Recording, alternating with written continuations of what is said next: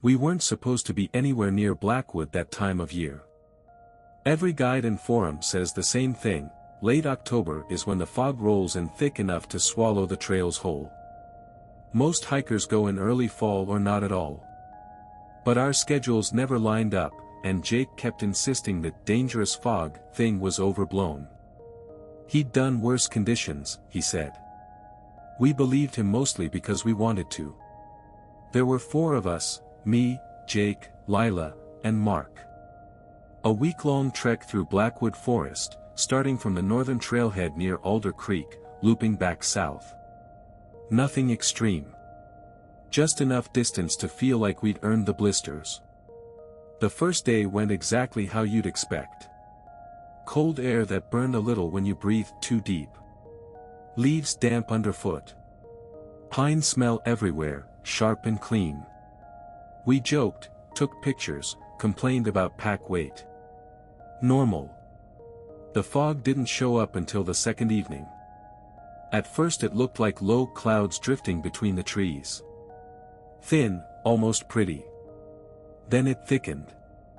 By the time we finished setting up camp, the treeline had disappeared into a pale gray wall.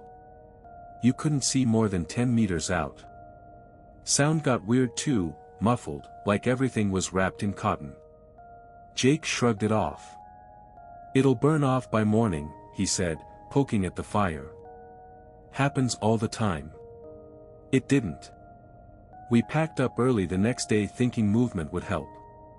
The trail markers, those faded red blazes on tree trunks, became harder to spot.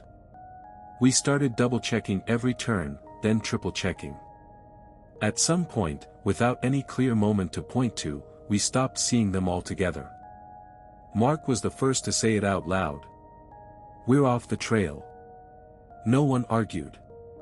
We tried backtracking, but everything looked the same. Same tall pines. Same wet ground. Same endless gray pressing in from all sides. Phones had no signal. Jake's GPS watch kept recalibrating like it couldn't get a fix. The longer we walked, the quieter we got. By late afternoon the cold started to creep in properly, not just the air, something deeper. The kind that gets into your hands even through gloves. Lila's voice had that tight edge when she said we needed to find shelter before dark. No one disagreed. I don't know how long we kept moving after that. Time felt stretched out, like the fog was messing with more than just visibility. Could have been an hour. Could have been 3. Then Jake stopped. Do you see that? At first I thought he was pointing at more trees. But there was a shape behind them. Something too straight, too symmetrical to be natural. We pushed closer, weaving through the trunks, and the outlines started to make sense. A building. Big. Too big for where we were. The fog thinned just enough to see the front of it, a sprawling Victorian structure rising out of the forest like it had always been there. 3 stories, maybe 4 if you counted the attic windows tucked under the steep roof. The exterior was a dull weathered gray, almost the same shade as the mist. The Pines Edge Hotel, Lila read aloud. The sign hung crooked above the entrance, barely attached. One side had slipped loose, tilting at an angle, held on by what looked like a single rusted screw. The lettering was faded but still legible. Hotel. Mark said. Out here. That was the first thing that felt wrong. The second was that I recognized the name. I'd seen it on an old map, a really old one, the kind you find scanned on some obscure hiking archive. I was pretty sure it had been marked as demolished. Or just gone. Not there anymore. Clearly not demolished, Jake said. The place looked abandoned, though. Ivy had crawled up the walls, thick enough in places to hide entire sections of facade. Several windows were cracked or clouded over. But the structure itself wasn't ruined. Just neglected. Like it had been left alone, not destroyed. We stood there for a while without speaking. The forest behind us had already disappeared back into the fog. Look, Lila said finally, hugging her arms to her chest. I don't care what it is. It has walls and a roof. It's going to drop below freezing tonight. She was right. You could feel it coming. Jake walked up the steps first, boots echoing dully against the wood. He grabbed the door handle and gave it a tentative push. It opened without resistance. No creak. No groan. Just open. Inside, the lobby stretched out wider than I expected. A high ceiling with a chandelier hanging low, its crystals dim and dusty. A long reception desk to the right, empty. Armchairs arranged around a cold fireplace, their fabric faded but intact. There was less dust than there should have been. I noticed that right away. The floor had a thin layer, sure, but not the thick, undisturbed coating you'd expect from a place abandoned for decades. There were patches where it looked like something had been dragged recently. Faint lines, like wheels. Probably animals, Jake said when I pointed it out. I didn't argue. It sounded reasonable enough. We checked the ground floor quickly. No signs of anyone. No lights, no power. But the structure felt solid. No broken floorboards, no obvious hazards. We also checked every door we could find, a side corridor, 2 storage rooms, a door at the back that opened onto a wall of solid fog with no ground visible past the threshold. We shut that one fast and didn't mention it again. Lobby's as good as it gets, Lila said. We stay here, block the doors as best we can, and leave at first light. We dropped our packs near the fireplace and pushed some furniture against the main entrance. It wasn't much, but it made us feel better. Jake found a few dusty blankets folded over the back of a couch and shook them out, sending a cloud of particles into the air. 5 stars, he said. It actually felt like relief, standing there. Out of the cold. Out of the fog. I remember thinking, as I sat down and pulled one of those blankets over my legs, that we'd gotten lucky. Just shelter. Nothing more. Nothing strange. I didn't sleep. Not really. I lay on the lobby floor with my backpack under my head, staring up at the chandelier and listening to the kind of silence that feels too complete. You'd think an old place like that would creak, wood settling, pipes ticking, something. Nothing. Not even wind. At some point Mark started snoring softly. Lila shifted once or twice. Jake stayed up longer, scrolling his phone out of habit even though there was no signal, the glow lighting up his face. Eventually even that went dark. I must have drifted off, because the next thing I remember is the cold. Not the outside cold, this was different. Still air, but wrong. Like the temperature had dropped suddenly without reason. I sat up pulling the blanket tighter. Hey, I whispered. Jake was already awake, sitting upright. Yeah, he said quietly. You feel that? Lila pushed herself up on one elbow. What time is it? I checked my watch. 2:17 a.m. Mark groaned and rolled over. Why are we? He stopped mid-sentence, squinting toward the far end of the lobby. There was a staircase there. We'd seen it earlier but hadn't gone up. It curved along the wall, disappearing into the second floor. Did we leave a light on? He asked. No, I said. There wasn't electricity in the building. But there was light now. Faint. Warm. Not enough to fully illuminate the upper landing, but enough to be noticeable against the dark. Jake was already on his feet. Moonlight, he said, though his voice didn't sound convinced. Coming through a window. There wasn't any moonlight before, Lila said. He shrugged. Well, there is now. He started toward the stairs. I hesitated for maybe a second before following. The others came too. No one suggested splitting up. No one suggested staying behind. The stairs didn't creak under our weight. Old wood like that should complain. Shift. Make some kind of sound. But each step was quiet. Too quiet. The light grew a little stronger as we climbed, though I still couldn't locate its source. It didn't feel like it was coming from one place, more like it was just there. The second floor hallway stretched in both directions, lined with doors. A long runner carpet ran down the center, faded red with a pattern worn past recognition. Every door was open. Not wide. Just enough to show a slice of the room inside. Jake reached the top step first. "Hello," he called. His voice didn't echo. That bothered me more than it should have. We pushed the nearest door open the rest of the way. The room was normal. A bed, neatly made with white sheets pulled tight. 2 pillows, perfectly aligned. A small nightstand with a lamp that wasn't on.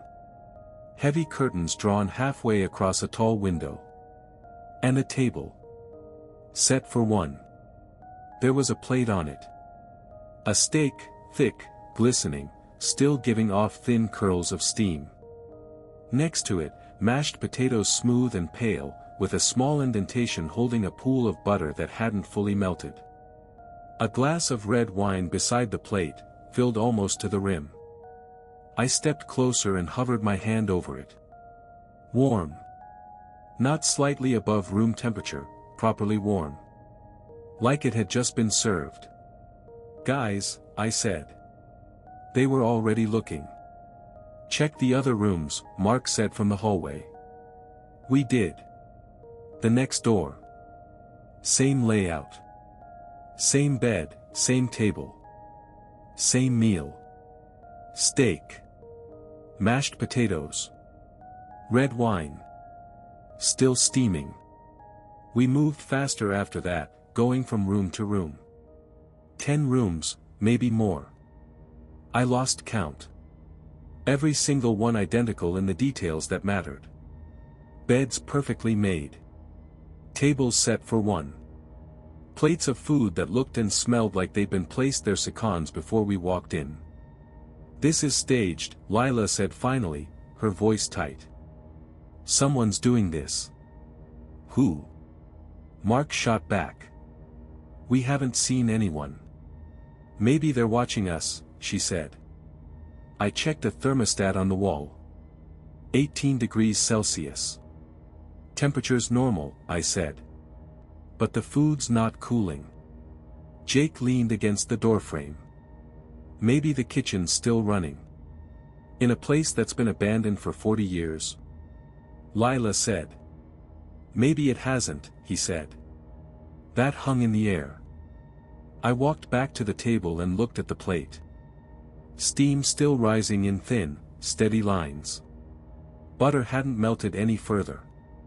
No change. No time passing, at least not the way it should. "Don't eat it," I said. I don't know why I felt the need to say it out loud. Maybe because part of me, some stupid, instinctive part, was already considering it. We hadn't eaten properly since the day before. Jake smiled slightly. "Relax. I'm not an idiot." He turned away from the table. "Let's grab some blankets and go back downstairs. We've seen enough." No one argued. But as we moved from room to room again, just grabbing whatever looked usable, I couldn't shake the feeling that the plates were waiting. Not placed. Not abandoned. Waiting. And as we left each room I found myself glancing back at the tables. At the food that stayed perfectly warm. Perfectly untouched. Like it was meant for someone specific. And we had just arrived. We shouldn't have stayed upstairs that long. Looking back, that's the moment everything tipped, from something strange you could explain away later, into something you couldn't describe without sounding insane. We gathered blankets and started heading back toward the stairs. No one was talking much.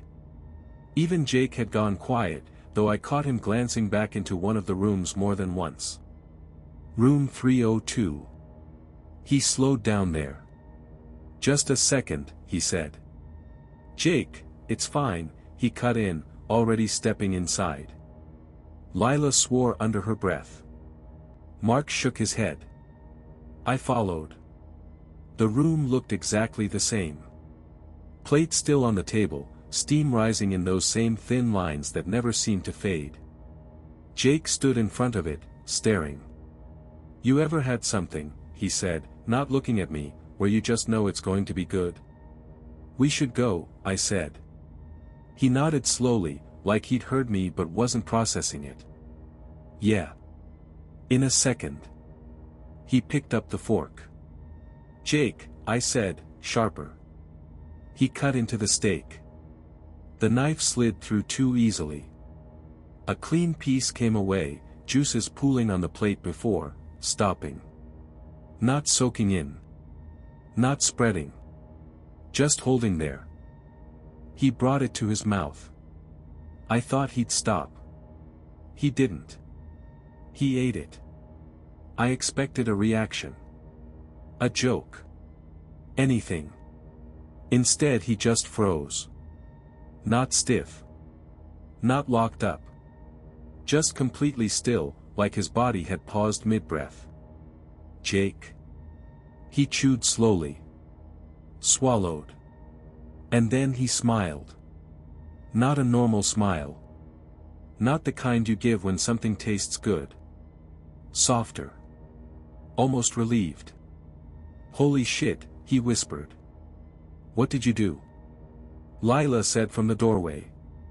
He looked at her like he'd forgotten she was there.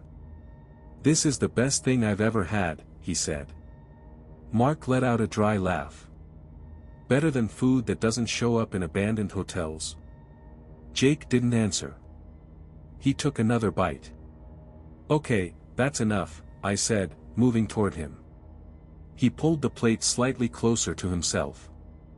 Not aggressively. Protectively. You should try it, he said. No, all three of us said at once. He shrugged. Your loss. I grabbed his arm and pulled him toward the door, harder than I meant to. He didn't resist, but he kept looking back at the table until we were in the hallway. We made it down to the lobby without anything else happening. For a while it almost felt like things had settled. We sat near the fireplace wrapped in dusty blankets. Mark tried to steer conversation back to practical things, what direction we'd take in the morning, how far we thought we'd drifted from the trail. Jake barely contributed.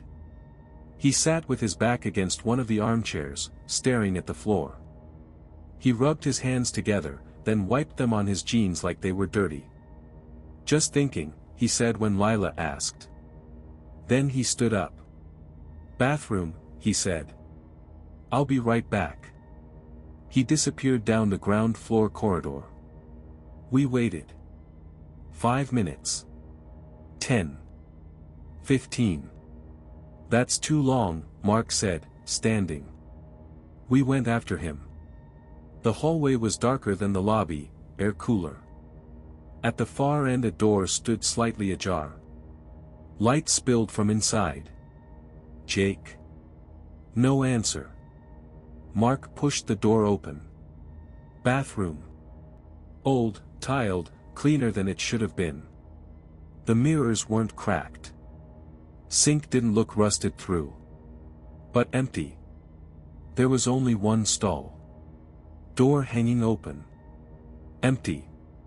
There was one window above the sink, small, rectangular, covered from the outside with thick wooden boards. I pressed my hand against the glass. Solid. Undisturbed. No way he got out through that, I said. Then where is he? Lila's voice cracked. Mark turned in a slow circle like he expected to find a hidden door. There's nowhere else to go, he said. That's when I saw it. The mirror. At first I thought it was fogging up from the temperature difference. But it wasn't random condensation. It was forming lines. Shapes. Letters. Lila made a small sound. We watched as the message finished writing itself across the glass, slow and deliberate, like someone choosing their words carefully. Room is ready. No one spoke. I could hear my own breathing, too loud in that small space. Mark took a step back. Okay. No, where is he? Lila whispered. I didn't answer. I was still looking at the mirror. At the way the letters held their shape even as the condensation thinned at the edges. We didn't leave the bathroom right away.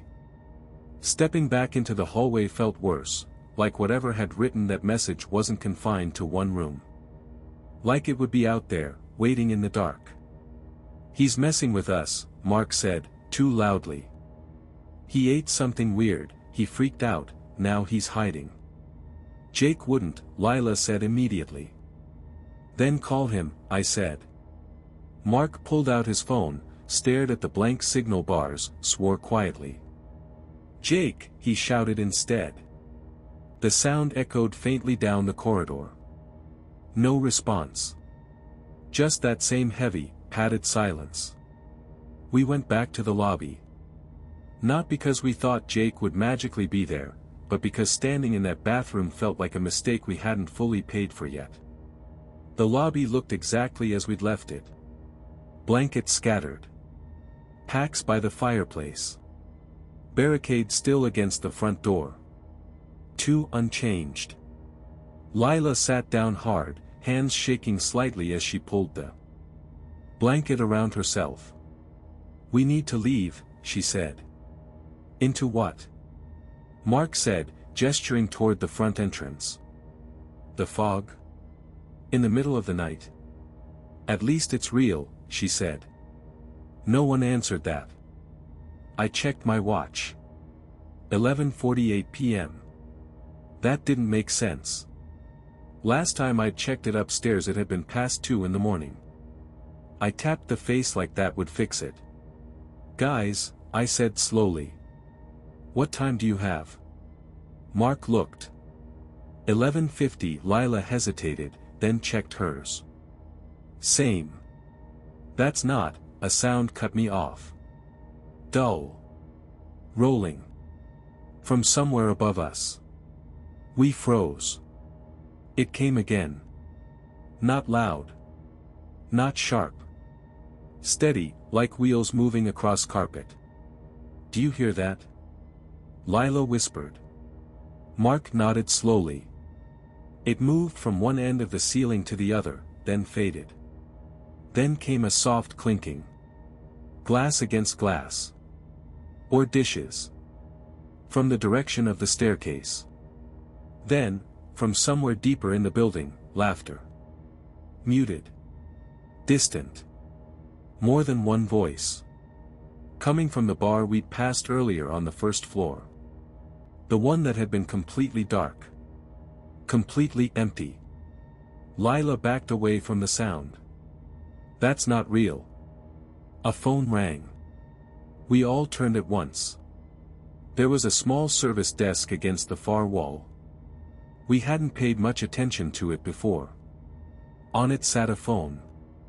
Old-fashioned. Heavy bass. Receiver resting on top. It rang again. Sharp.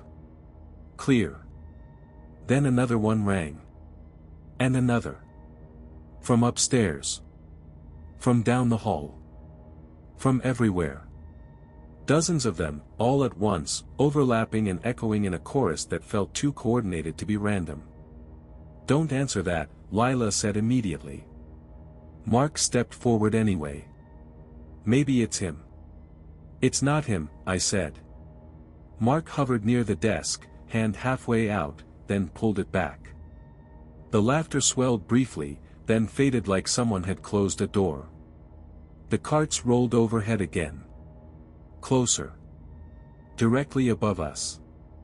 Something thumped softly, like weight being shifted. The phones kept ringing.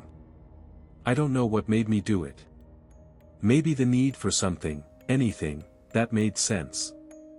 Maybe the idea that if we didn't respond, whatever this was would just keep escalating. I stepped toward the service desk. "Don't," Lila said. I picked up the receiver. The ringing stopped instantly. Not just that phone. All of them. The silence that followed was so sudden it felt like pressure in my ears. A faint static hiss on the line. Then, a voice. "Good evening." My grip tightened on the receiver. I knew that voice. "Jake." There was a pause. Not confusion. Not surprise. Just a slight delay, like something had to process the question. "Tomorrow's breakfast service will begin at 7 a.m., the voice said, flat and even. "Guests are invited to enjoy a selection of fresh fruit, eggs prepared to order, and, Jake, where are you?" The voice didn't react. "House-baked bread, served with seasonal preserves. Coffee and tea will be available in the dining hall." It sounded like him. Exactly like him. But wrong in every other way. Too steady. Too precise. Every word clipped at the edges, like something recorded a long time ago and played back through equipment that had been running ever since. "Jake," I said again, quieter. A faint crackle. Then, "We hope you will join us." The line went dead. I lowered the receiver slowly. No one spoke. No one moved. Above us, something rolled across the floor again. And this time it stopped. Directly over where we were standing. "We're leaving," Mark said, already grabbing his pack. His voice had lost that edge of forced logic. Now it was just flat. "Decided." Lila nodded. I didn't argue. We moved fast, grabbed what was ours, headed for the front entrance. The barricade suddenly looked pathetic. Mark shoved it aside. The door stood right there. Closed. Normal. He pulled it open. Cold air didn't hit us. Fog didn't roll in.